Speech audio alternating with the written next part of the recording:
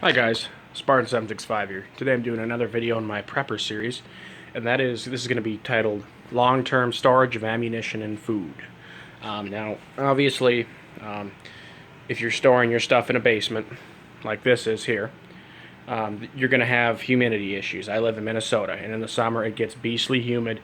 Even though this house has air conditioning, the humidity in this room here never really gets below like 55, which isn't bad, but ideally for keeping rust off of guns and keeping ammunition, the ideal is a cool, very dry with a humidity of 35 or less. What I would recommend, for decent storage of ammunition and food stores. Now here, this is a dehumidifier. This was primarily purchased for the sole reason that it was actually so bad on the floor here that if you left, like let's say, there's my work shirts, if I left a work shirt on the ground for a week and it was actually fairly balled up or there was something heavy laying on top of it, I would pick the shirt up and it would be damp, wet, and the ground would be damp there. So there is some water content that comes through here. Obviously, if there's something holding it down, it won't evaporate right away. But anyway, so this is essential for this particular room. But just in general, these aren't bad to have. The lowest the humidity's gotten in here, I've been going in and out of the room quite frequently today, so obviously it's a little higher. But if the room's closed, it'll usually hover right around 37. It's got a 48-pint tank dehumidifier, and I got to empty it twice a day, sometimes 3 times a day, which sucks, but hey, it is what it is.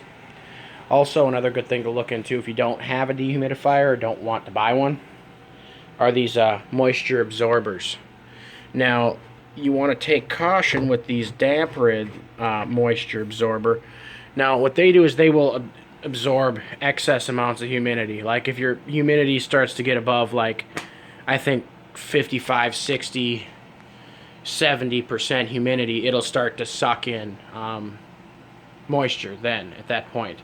But you want to be careful because when these suck up, the liquid that drains in the bottom of these is highly acidic. I mean, not to the point where it's like hydrochloric acid, it's going to eat your skin. You want to wash it off, but let's say, one of these tips over in your gun safe, or tips over, I got a couple of them, in the ammo locker too. I got one here and one there, and I got some of these little silica gel things in each one of these drawers with a bunch of shotgun ammo.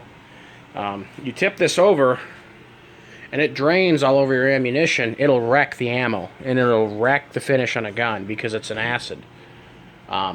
Which is whatever. As long as you're careful, it's not going to matter. Also, dehumidifier, food and water. It's always good to keep this stuff, relatively cool and dry. That's the nice thing about a basement, is it's always going to be cool, but is it going to always be dry? Probably not.